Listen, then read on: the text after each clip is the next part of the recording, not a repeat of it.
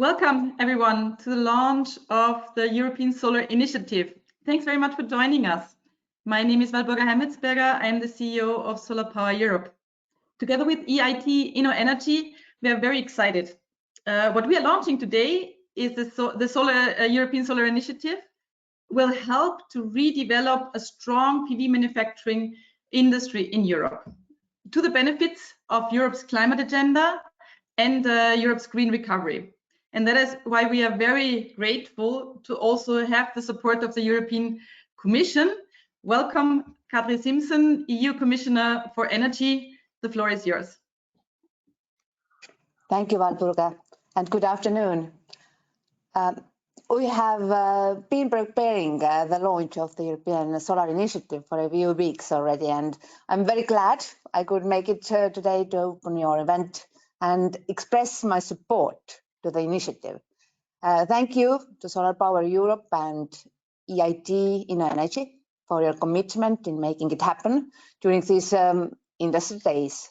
And according to your own outlook for 2020, solar PV is at 137 gigawatt, and we want to see this figure to double to 320 gigawatts by 2030, and then triple again by 2050. The increase is in production needed are enormous, and we also see reasons for optimism as EU member states installed 18.2 gigawatts of solar power capacity in 2020. This is an 11% improvement over the 16.2 gigawatts deployed in the previous year, and it happened despite the pandemic. That makes 2020 the second best year ever for solar in the EU. The European Commission presented our 2030 climate target plan, which set a new and higher target for reducing greenhouse gas emissions of at least 55% in Europe by 2030. And that is part of our goal to be the first climate neutral continent by 2050. The success of reaching these ambitious targets relies mainly on renewable energy. So it's clear that PV is a key technological sector at the core of these ambitions. Last year, we also adopted strategies on hydrogen, energy system integration, offshore renewable energy, the renovation wave, and a revision of the EU main energy infrastructure planning for projects of common interest, the Trans-European Network for Energy. And all of these strategies set the pace of our actions. Right now, we are speeding up to reviewing all our legislation in all sectors of energy and the climate action, and we'll present proposals in June so that all aspects of our work will be, as we say, fit for 55. Our climate target plan estimated an increase of renewable targets of up to 40%. And we are now assessing the exact extent of the target with the current revision of the Renewable Directive. And with an increased target, we are aiming to provide the necessary predictability and investment certainty for further renewable energy deployment across all sectors. And of course, as part of that, we want to further develop solar energy. When people hear solar, we want them to think Europe. To do that, we need to take stock of our current position and look at where we need to focus our efforts. And I see new opportunities emerging in the solar industry in parts of the value chain and market segments where differentiation plays an important role. EU companies are competitive in the monitoring, control and balance of system segments, and they represent leaders in inverter manufacturing and in solar trackers in particular. As you will hear today, EU companies have also maintained a leading position in the deployment segment, where established players have been able to gain new market share worldwide. And manufacturing has still a strong base in Europe.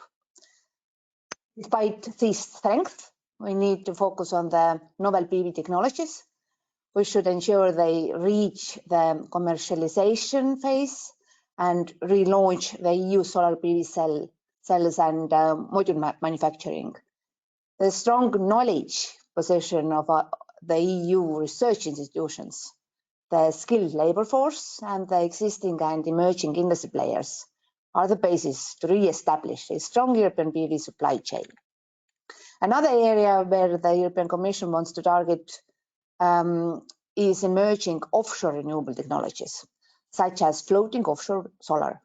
And we need to move from the pilot to demonstration phase. To support deployment, we have adopted our offshore renewable strategy in November last year.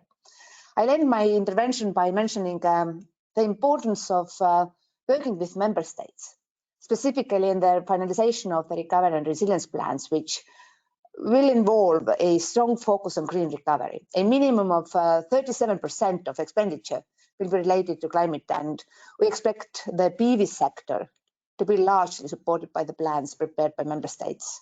We have all the elements in place to build a strong position in this industry.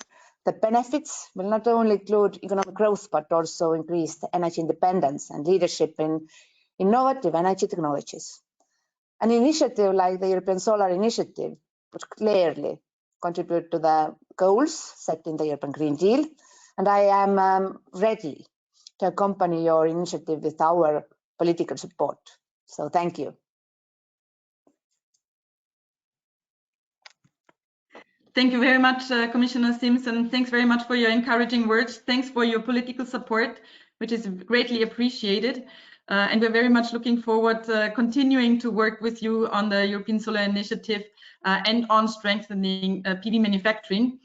You just mentioned that the member states will also have to play a very important role, and that's why I'm delighted to have also member states supporting this initiative. And I'm very happy to welcome here today Ms. Agnès Pannier-Runacher, who is the French Minister for Industry. Thank you very much for joining us. The floor is yours. Thanks very much, Commissioner Simpson, for being with us. Thank you very much, and thank you for your kind words and for the support given by Mrs. Commissioner. I think this is really helpful. The EU is a front runner in the spread of solar power and has taken significant measures to boost market uptake and make solar technologies more accessible to consumers, particularly through the Clean Energy for All European package. In 2018, the EU market grew by 8 gigawatts and by an estimated 15 to 17 gigawatts in 2019. So the solar market is expected to carry on growing from 2020 onwards, making solar capacity a cornerstone of the clean energy transition. French authorities are fully committed to this drive to develop the use of solar power in the broader push to meet our collective renewable targets. In particular, the French National Integrated Energy Climate Plan sets a massive objective of 35.1 to 44 gigawatts by 2028, of which 14.5 to 19 gigawatts would be roof-based installation. More specifically, a base load support with 1 gigawatt per semester of tenders for ground-based installation and 900 megawatts per year of roof-based plants.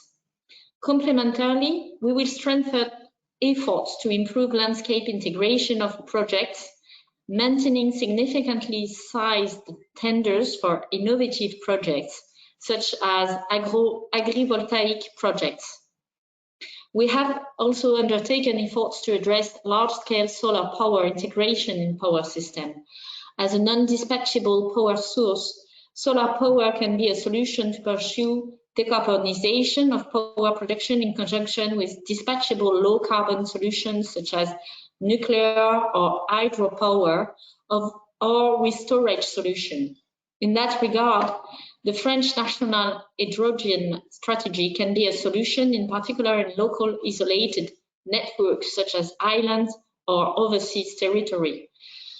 a pilot project of solar power integration with hydrogen at a 10 megawatt scale will in particular be developed in Guyane Française.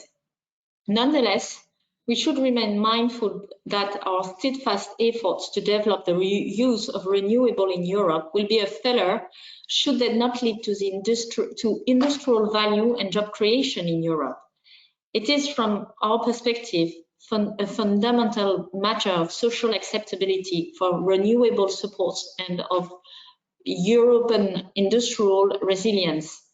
These efforts should take into account the value chain as a whole, from base silicium metal production in foundries to refining and ingot manufacturing, wafers, metal production modules, and integrated panels.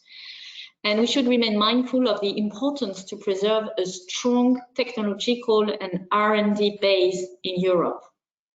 Side by side with the EIT Innoenergy, as well as other member states and the European Commission, we are committed to supporting the emergence of the most relevant industrial projects in Europe as a follow-up to the success already met in the Battery Alliance. Since last September, we have been a key supporter of this initiative. They will require a joint effort by both the public and the private sector, leveraging support schemes, offtake commitments from utilities, and private financing to ensure large-scale successes and job creations. Ensuring a level playing field in Europe for domestic panel producers and non-EU producers is, in that regard, a necessity.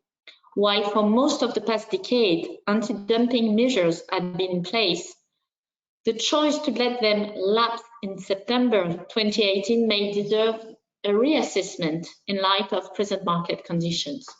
Similarly, the capability by member states in full compatibility with treaty obligations to develop the best support schemes with some measure of technological selectivity is an important dimension of a renewed European industrial policy, especially in the case of solar power. Maintaining the possibility of non-price criteria in tenders in favor of low carbon, environmentally sensible panel technologies is an important tool to make sure that our drive to an aggressive development of solar power matches best our environmental responsibility and leverages our industrial capabilities. Those elements reminded by French authorities in their contribution to their energy state aid guidelines can be an opportunity to create the best success conditions for the Solar Alliance in Europe. I'd like here to underline the key contribution of Commissioners Breton and Simpson and their leadership in the EU. As a token to a new European approach to industrial policy, acknowledging the necessity of European champions in renewables manufacturing, this alliance can be a milestone in the Green Deal and a key component of the European recovery. We now need to pull our bootstraps, get to work, build the PV capacities.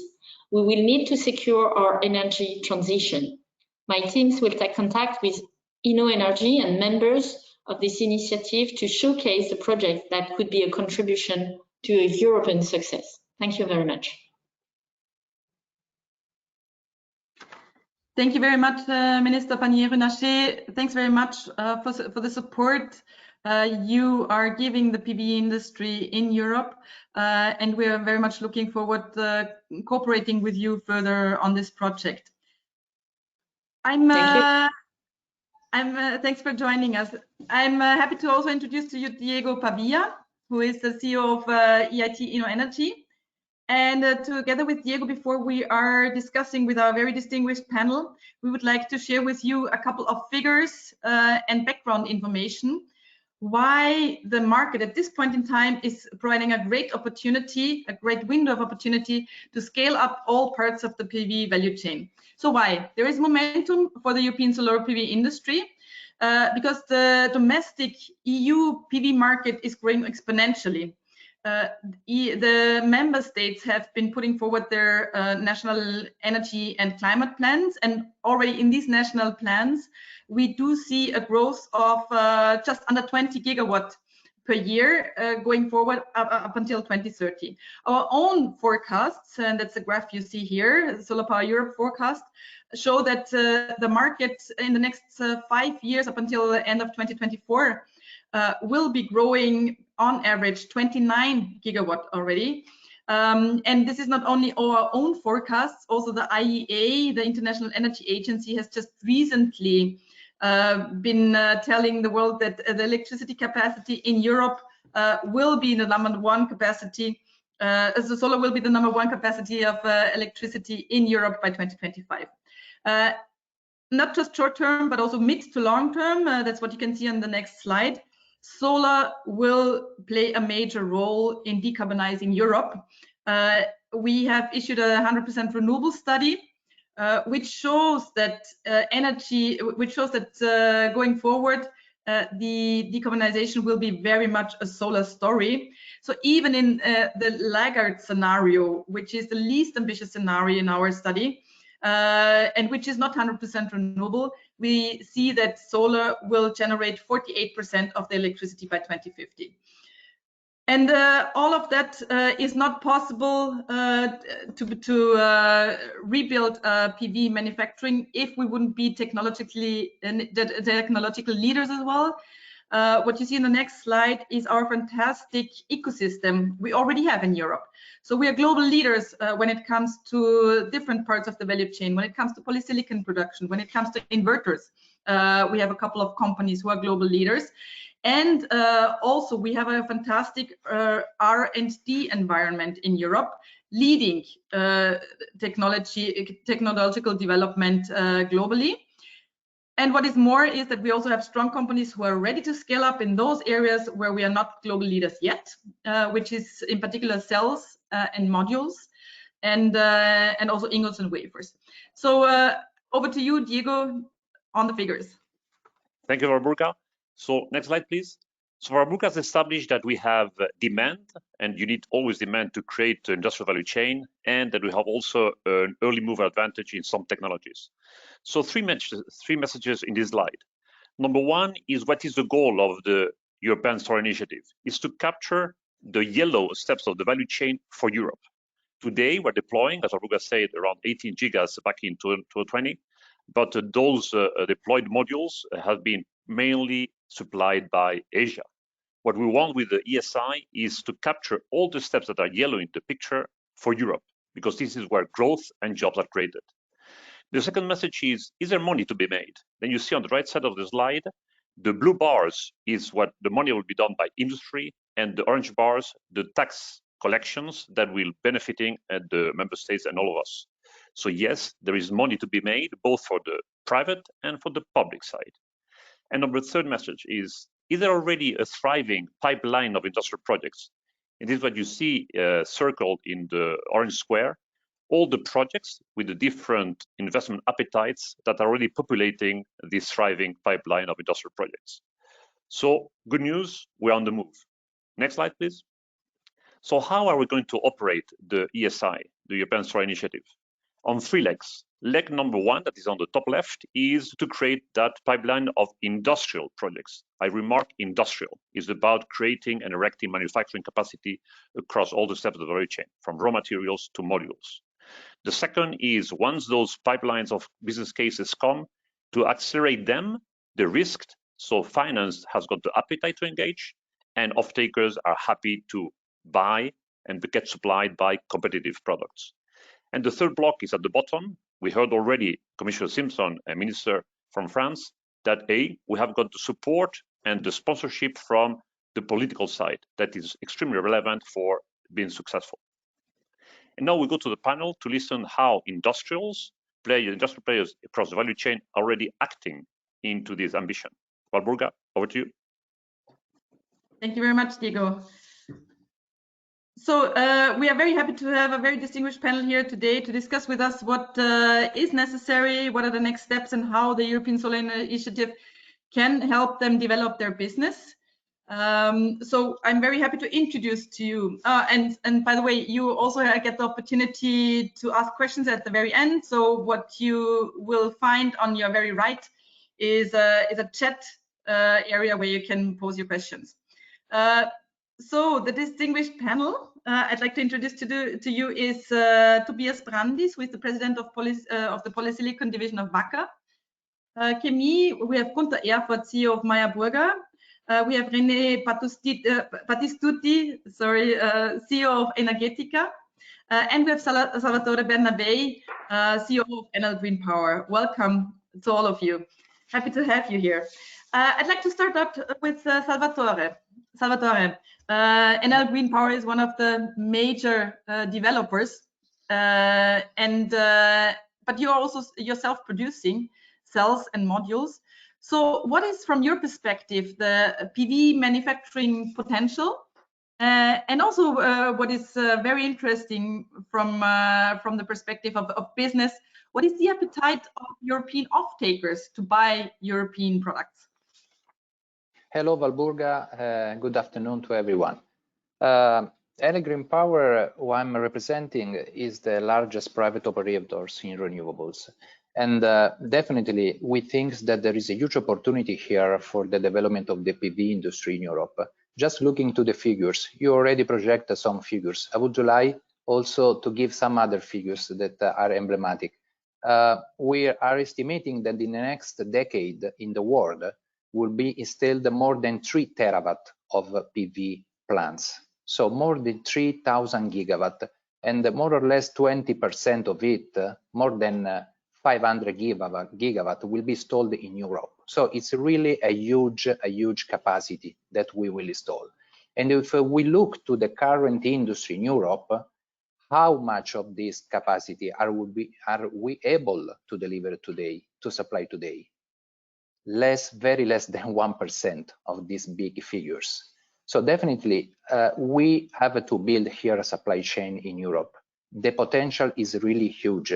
As Enel, we are setting us very ambitious targets. Today we have 49 gigawatt of renewables capacity, wind and solar and hydro and geothermal installed, and we want to triple our capacity by 2030, so adding 100 gigawatt. More than 50% of this 100 gigawatt will be solar.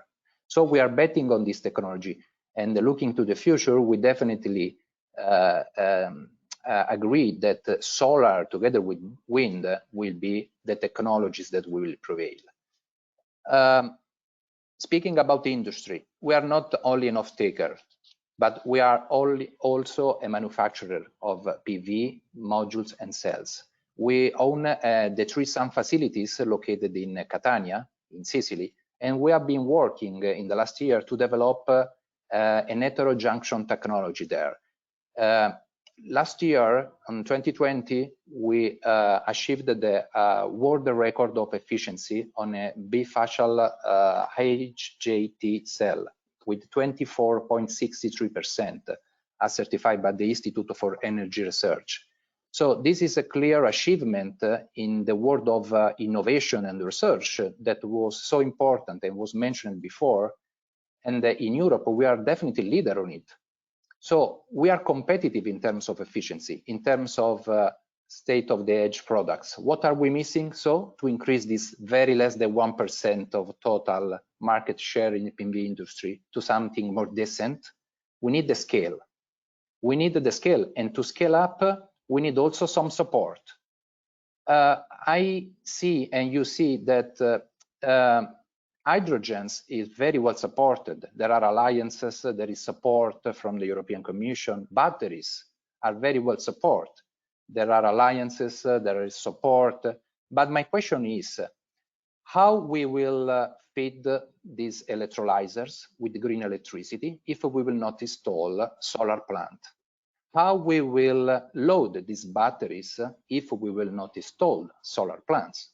So developing a solar industry is definitely a priority if we want also to pursue the other very important objectives in terms of green hydrogens or battery, or in terms of decarbonization of our economy. So we have the technology.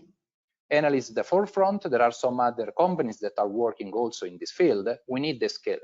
So in order to have the scale, we also hope that someday Europe will define the PV industry like a strategic value chain. And this would enable us also to access to other options to support this initial step that we have to undertake to scale up our very small current operation. One more reflection. I think that here there is some strategic reasoning because Europe needs to be less dependent from Asia in terms of supply of PV. But we have to look to this supply chain end to end. So from the very beginning, from the manufacturing, from the polysilicon, to not the off-taker, not the delivery, to the circular economy, because also we are at the forefront in terms of circularity. At Trisan, for instance, we are developing panels that will use the recycled plastics instead of glass. So we have a lot of innovation here, but we strongly, definitely need the support to scale up all this effort and to make the way that we could deliver some tens of percentage of this terawatt of solar PV that will be installed in the future. And last call for me is also to have a better coordination and a better collaboration among all the private players that are working on this field. I think that if we work together, we could make some synergies at European level, especially if we want to regionalize the entire value chain. It makes no sense that we develop in parallel gigafactory and we don't think how to create some synergies together. So my invitation is also for a better collaboration. If we do that, we could also anticipate the new generation of solar cell and modules.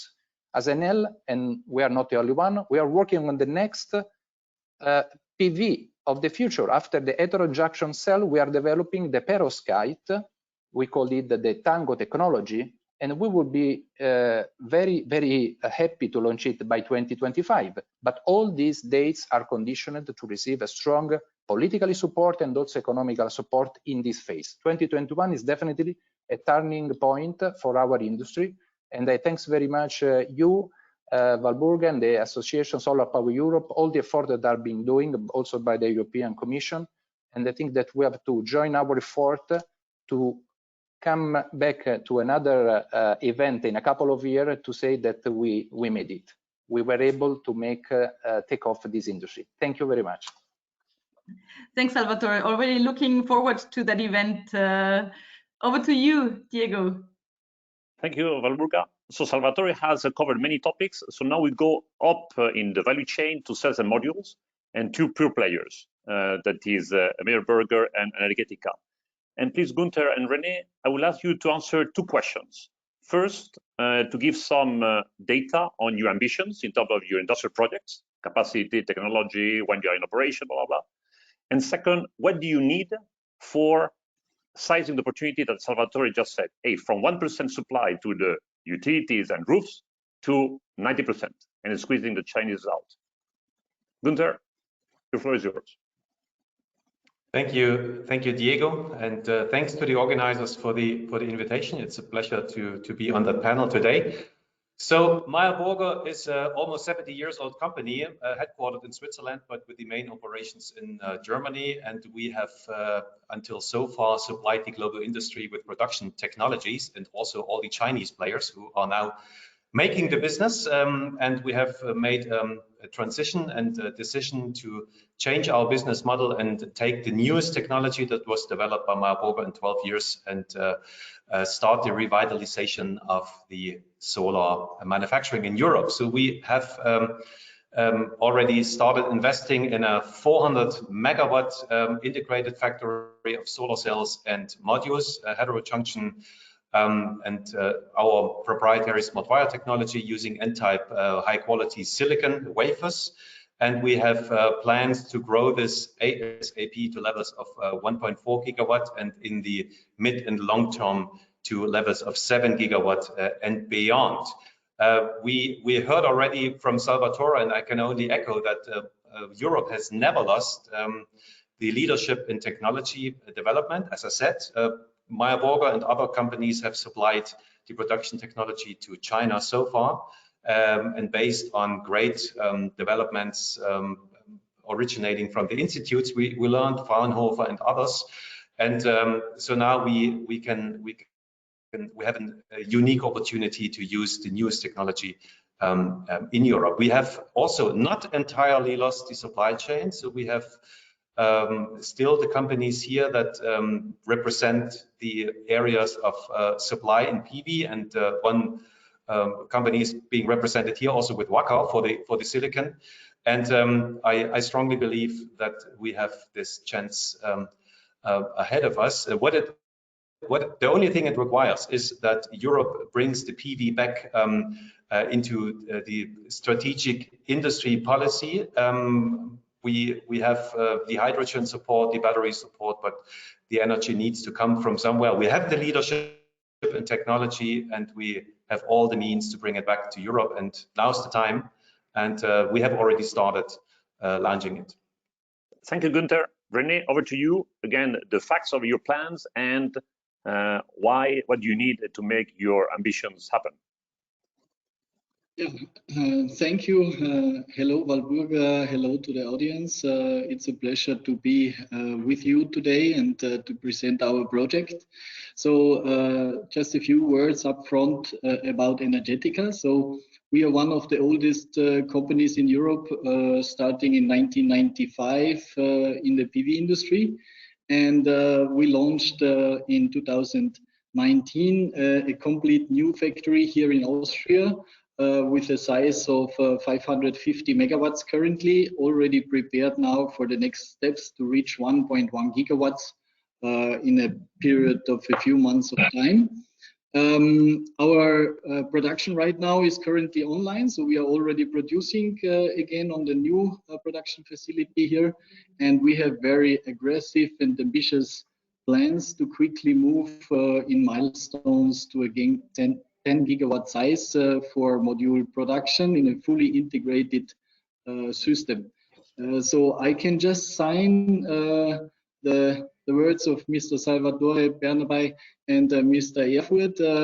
It's a very big chance right now for a revival of the European solar industry, and we welcome that very much to have this initiative now started to support the industry on a maximum level. From our point of view is what helps us a lot is this business investment platform, which Energetica has already joined, and this helps us to grow faster and de-risk in a complete European ecosystem, because what we need is to build the whole value chain in Europe again with a let's say generally competitive edge, so that not the big systems, utility scale systems, industrial scale systems are purchased only from China, because this is the case right now, and this is only possible if we build the whole value chain, and if we work together in the different value chains to support each other and to optimize each value chain step through the whole solar production. What we need in total from our point of view is fairness in terms for the European solar industry in terms of a carbon footprints on imported products. That's a very important thing, what we see all the time, because we are producing completely in a carbon-free zero emission factory here in Austria, and we care about the environment. We have 100% renewable energy for our production, and also the building and all the philosophy from our company is completely in the direction of a circular economy.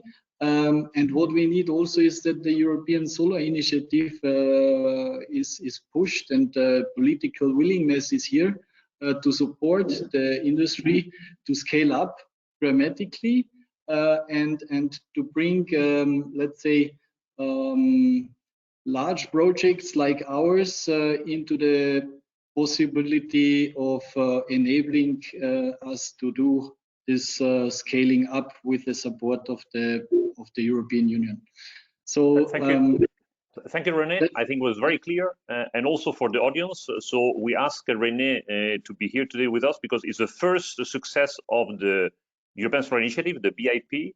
So we have transacted with Energetica to help them to de-risk, make it faster and bigger their industrial ambitions. Now over to you, Walburga, for going upstream in the value chain. Thank you very much. At the very beginning of the value chain is polysilicon. And Tobias Wacker is a global player, a very successful global player when it comes to polysilicon.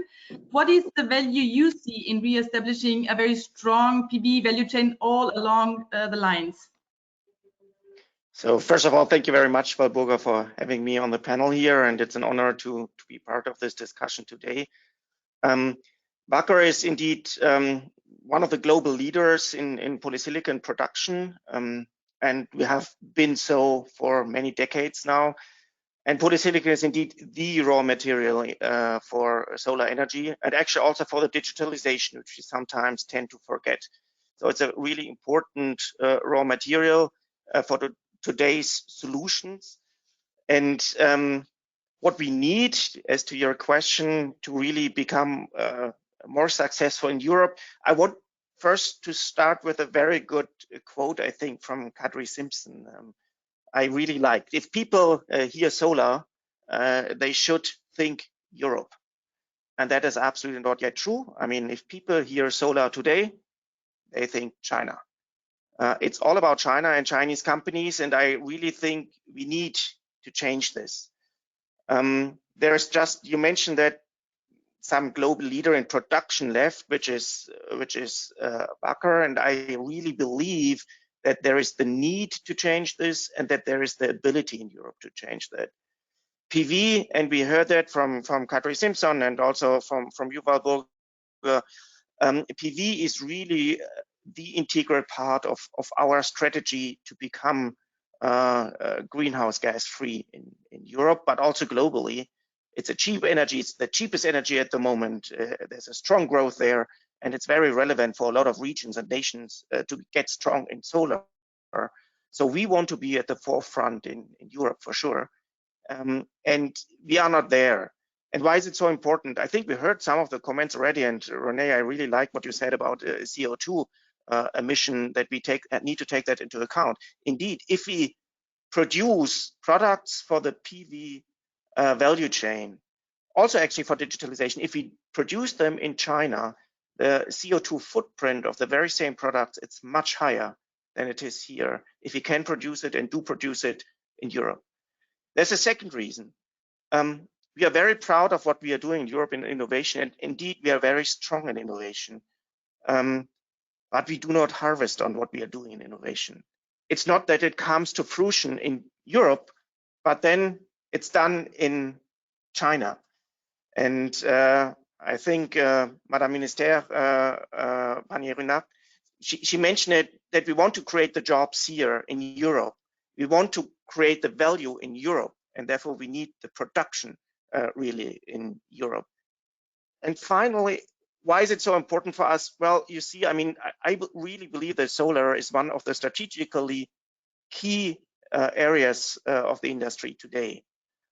And Europe has lost track in many areas. I mentioned digitalization, where we had always been among the number 1, 2, 3 countries or regions in the world.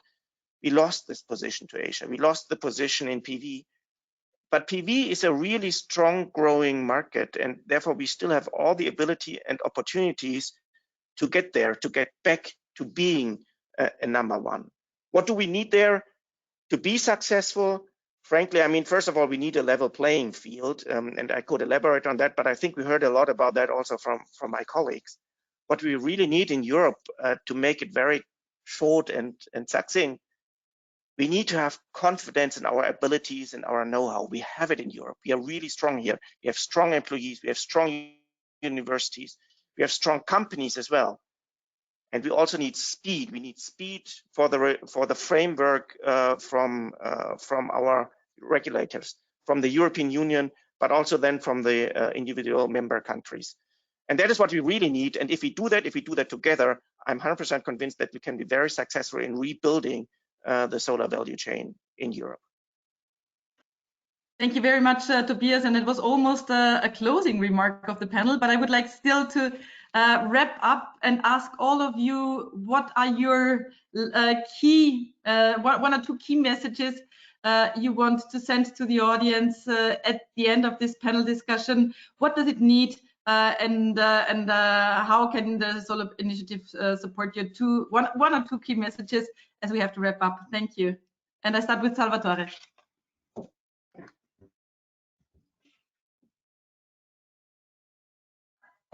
Thanks, Valburga. At the end, I think that the keywords could be summarized in the following one. Strong political and economic support from the European Union. Strong support also to what concern all the other pieces of the puzzle. I mean, to do PV industry, to develop the PV industry, and also to be able to develop PV projects. So also streamlining should be done in the permitting processes. Otherwise, we could not make this project. Third point is project would be better to do it together with storage. So a framework, a market. The connection was a little bit bad, but I think we got your main messages. Thanks very much, Salvatore. René. Yeah, thank you. Closing remarks. Yeah. Yes, I think we need strong political support and willingness to really go and support the solar initiative to make a rebuilding of the solar industry in Europe possible. We need carbon footprints. I don't know, taxes is the wrong word, but we need carbon footprints to be seen, especially in tenders from the European Union, from the local governments. This is very important, and I think France is doing here a great job in total. And we need easy access to the public and private funding organizations to support our strong growth plans, because with local banks, especially in Austria here, this is impossible. So we need international funding possibilities and easy access to that we can speed up and grow in the quick way as we want to grow. Thank you very much. Yeah, first of all, I believe we need to somehow start from scratch by recognizing that PV manufacturing is a key strategic Europe. It's a key sector of strategic interest in Europe. I think we have lost that understanding and are trusting supply chains from overseas and from Asia. And what we also discussed is we need to mobilize the European solar value chain. It's not enough to just focus on one element, so we need to holistically look at it. And the good news is, as we also learned in that panel today, the players are there.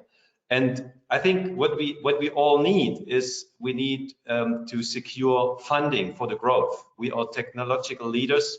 We need the funding, and everyone trying to invest in solar manufacturing today faces some challenges because of the banks having not made that good experiences in the first one. And so we need to have some support also there. And one element, to be very concrete, could come from the green recovery funding of the EU, which we need to look into. And the other element we may also consider for the EU PV manufacturing sector is investigating into the possibility of launching an IPCEI project also for that sector, like we do in hydrogen and battery. Thanks very much. Thanks for joining us. It was very interesting discussing with you. And we wish you all the best going forward, and happy to cooperate further with you. We are coming to the end, but it's not the end yet, because we still have a very important message for you from Commissioner Breton, Commissioner for Internal Market, who is also very happy to support the European Solar Initiative. And And we're going to start his message now.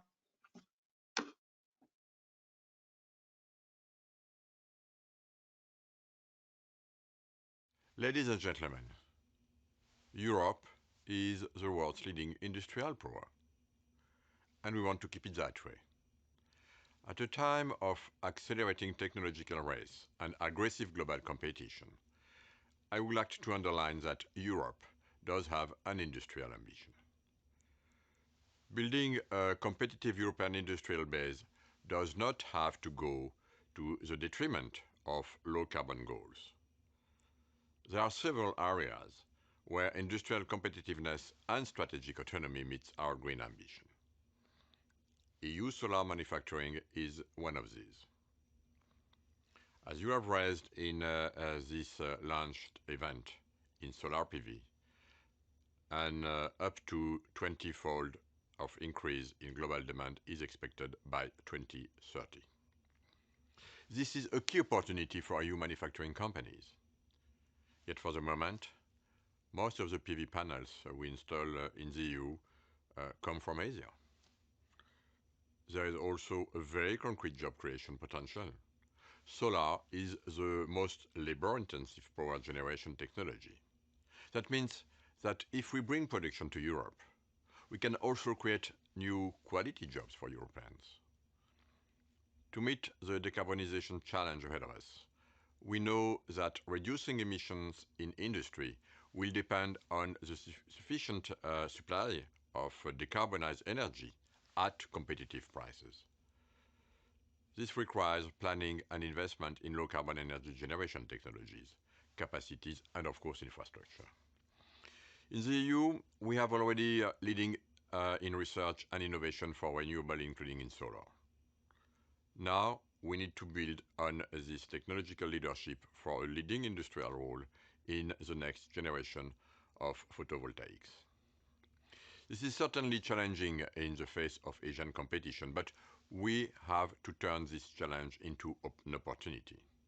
An opportunity to gain a bigger share in the global market for low-emission technologies. And here I'm thinking of export markets, in the US, for example, which has ambitious goals, as you know, for green investments. Ladies and gentlemen, a successful industrial transformation requires partnership between the relevant stakeholders. Therefore, I welcome and support the European Solar Initiative, and I hope it will soon enjoy the investors' attention because there is a real business case behind it. I also see an increased interest from member states in strengthening the solar PV production in Europe. Initiatives like, for example, the European Solar Initiative are very welcome to strengthen the resilience of our industrial ecosystems, avoid critical dependencies, and of course, create quality jobs.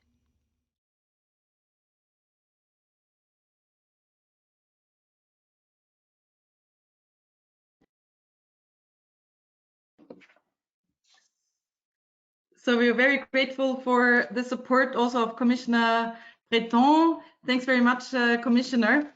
So that leaves me to just thank you all very much for joining us today to launch together with you the European Solar Initiative. If you want to have more information about the European Solar Initiative, please feel free to visit the webpage, the link you see here. For me, it only leaves me to thank very much both our teams, EIT, Innoenergy, and the SolarPower Europe team, but also the partners on the way in the Solar Manufacturing Accelerator, which is IPVF, VDMA, ETPV, and ESMC. Thanks very much. It is very important to have great partnerships. And thank you all again for joining us. Bye-bye.